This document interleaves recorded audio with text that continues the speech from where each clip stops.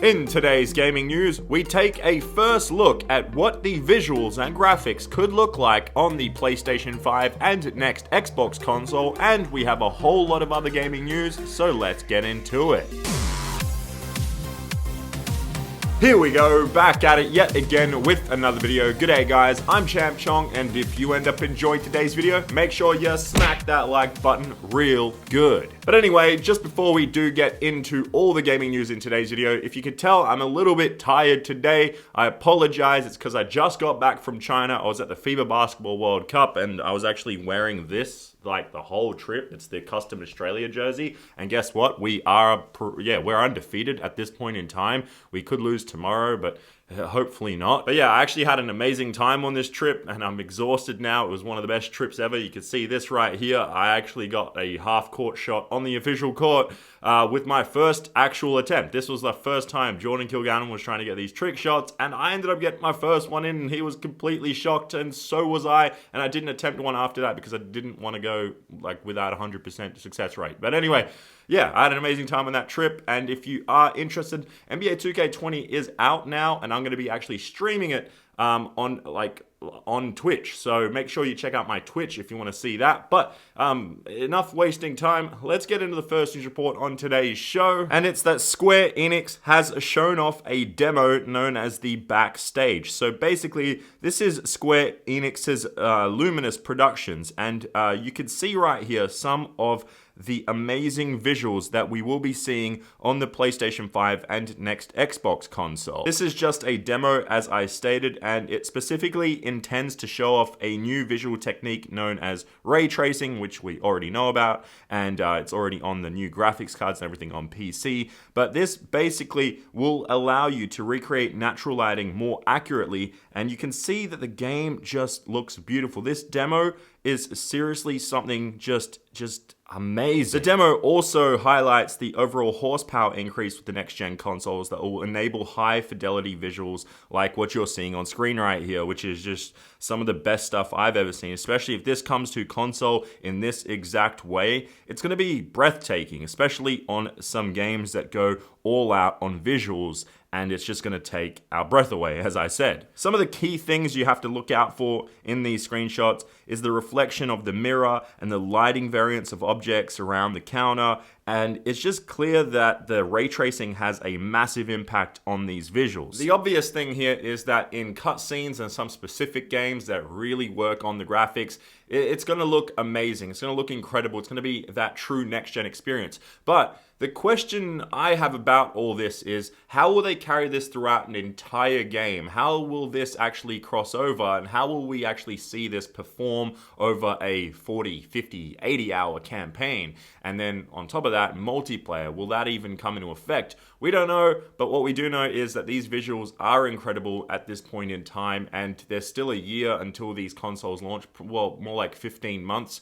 And then on top of that, games from then, when developers get more comfortable with the technology that is in these consoles and they learn how to actually use everything, that's when we'll start seeing stuff in that 2021 period, 2022. That's when we'll start seeing all this stuff really take like the next leap to graphics, and it's going to be truly amazing. So let me know what you guys think about these visuals. But yeah, let me know in the comments down below. So anyway, now let's move on to the next news report on today's show. And it's for all the iPhone users out there just like myself. So the new Apple event is going to be in just a couple of days from now. And there are some rumors that we may see something like what you see on screen right here, a foldable iPhone, which would create probably the greatest iPhone or just gaming phone experience ever. Like, imagine playing games on this thing. But what we do know right here are these leaks right here that you see on screen. And the reason I'm even talking about iPhones right here is because of the gaming capabilities that they will allow us to have. So you can see there are 3 different iPhones right here on screen. The first one being an iPhone 11 on the far left, then in the middle, the iPhone 11 Pro, and then on the far right, you see the iPhone 11 Pro Max. Now, if you take a look at the Pro and the Pro Max, they've actually actually got 6 gigabytes of RAM in them. So that's going to be the most important part for loading times and everything like that when it comes to gaming. So I believe those two are going to be more centered around gaming. And then especially the bigger screen on the iPhone 11 Max, it's going to be just something truly, truly incredible. And then on top of that, it also has the strongest battery out of all of them. So that's going to be a key point right there. I currently use an iPhone myself. It's the XR or XR as some people call it. This right here, without a doubt, the best phone I've ever used for gaming, like 100%. But I'm excited to see what these are like. I may upgrade, I'm not sure, but I'm excited. The event is only a couple of days from now. It's going to be in the early hours of the morning for us Australians. Now, I have to rephrase that those are just leaks. We are not 100% confirmed if those are the specs and what the phones look like or anything like that. But I'm excited. I'm really excited to see what it ends up performing for games and everything else like that, because I travel a lot. I was just in China and I play a lot of games on my phone. So I need to have an amazing experience, an amazing phone to give me that amazing experience. So yeah, it's going to be exciting time to see what that is going to be like, but more on hardware news. But now over to Nintendo, and we go to our next news report on today's show. And it's that Nintendo has filed a new patent for a hinged Joy-Con controller. So for the Nintendo Switch, there may be a new Switch Joy-Con coming in the near future. You can see this on screen right here. It's quite different to what we've seen before, but I'm actually excited because this could be something really, really good for actually playing games on the go quite a lot. So just like how I said, I need games on the go with the iPhone, the Switch is another thing that is great to have on the go, but it's not the most comfortable thing to hold for a while. So looking at these patterns right here, these images,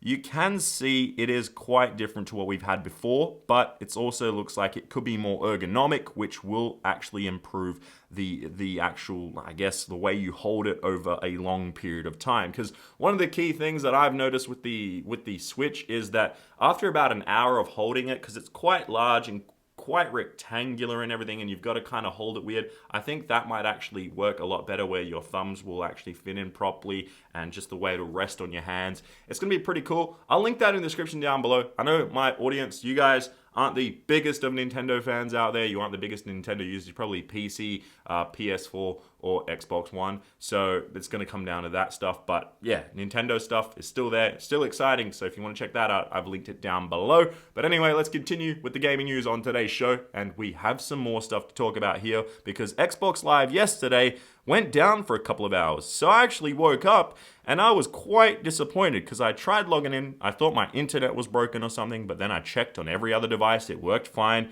And well, it was Xbox Live. So it went down for a couple of hours, but luckily it went up. It's funny because it's one of the biggest weekends for Xbox Live. They had NBA 2K20, obviously, and then they also had the big title release of Gears of War 5. So Gears 5, a lot of people were trying to play that over the weekend, in that morning for me, and probably nighttime, peak time for the Americans out there, and it just wasn't working. There's still no exact reason. I haven't found an exact reason why it went down. It was just a technical network error, and it was worldwide for 2 to 3 hours, and it was quite disappointing. So if you had that issue, let me know. If you didn't, let me know how you didn't, because I saw some people on Twitter say that they didn't experience any issues, which I don't necessarily believe, because yeah, it was worldwide and there were so many people complaining about this. I saw people threatening to go back to PlayStation and play 2K20, and I'm just like, it's 2 hours. Calm down. If you switched because you want to play with your friends on this system, then stay on that system. Because that's the thing. With multiplayer games, you got to pick where your friends are and everything. But yeah, I just took a break. I needed a nap because I was still exhausted from the China trip, and yeah, I was cramping my legs because I was playing a lot of basketball over there too. So yeah, Xbox Live went down, quite disappointing, but it's back up. It looks like it's all running fine. I played maybe 3 hours, more like 2 hours today, and I had no issues with Xbox Live. And I played a couple of hours last night, talking on a party chat for actually 4 hours, and I had no issues with that. So it looks like it's all fine, but it did go down, so I just wanted to report on that for you guys. But anyway, that's not it for our gaming news on today's video, because we have one final news report to get to out there, and it is for Death Stranding. So this is the big Hideo Kojima game with Norman Reedus, or Daryl from The Walking Dead, and basically there is going to be a very easy mode. Yeah, it's literally going to be called a very easy mode for all movie fans out there. So you can play this game essentially like a movie with some interaction here and there, where it won't be hard to play this game at all, and it's just going to be one of those walkthrough experiences. And I think this is pretty cool. When you've got talent such as Norman Reedus and not Viggo Mortensen, the other one, the other Danish actor, I always forget his damn name, but when you've got that, when you've got those actors in there, it's going to be an amazing experience for watching it like a movie. So yeah, you can see this tweet right here. Hideo Kojima states, normally there's only easy mode, but we've added a very easy mode for movie fans since we've got real actors like Norman Reedus, Mads Mikkelsen, that's his name, Leah, and others. So yeah, you can see this right here. They're going to have this easy mode, and I think this is great. Like I just said, it's an amazing choice to put this in the game. I'm kind of worried, though, that it might be an easy game overall, and then just have an insanely hard mode too. But I might give them both a try. I might play the first way through where I'm really just chilling and then just watching it kind of like a movie and interacting here and there, and then give it a second run through the game. If it's good, that's if the story's good, and like actually try and beat the game. I'm not sure, or I could do it the other way around where I first play it on really, really hard and then try and just chill through. I'm not 100% sure. Let me know what you guys would do first. Would you play it on really easy mode and then go to really hard mode? Or would you kind of just try to find something in the middle? That might actually be more of a logical option and more strategic right there.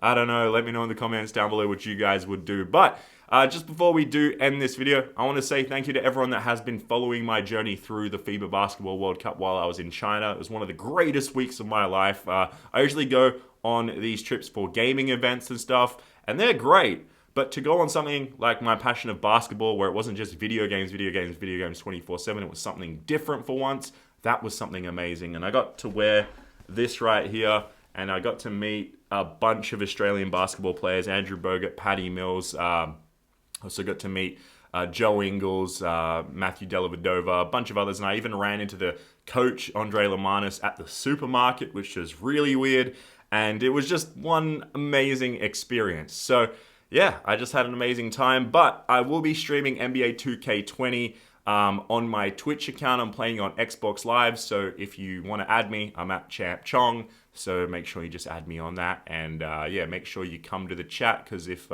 you are watching this right now within the first few hours of this video going live, it means that I'm probably still live on Twitch, grinding through the career mode. I'm a point guard, so yeah, I'm wearing number 5 because of Patty Mills. I usually wear 18. I'm wearing it because of Patty. Anyway, that does it for today's video. And yeah, more videos to come this week. Sorry for the lack of videos the last few days. I've been exhausted. I still am, but I'm pushing through. And hopefully you enjoyed this video. Bye-bye.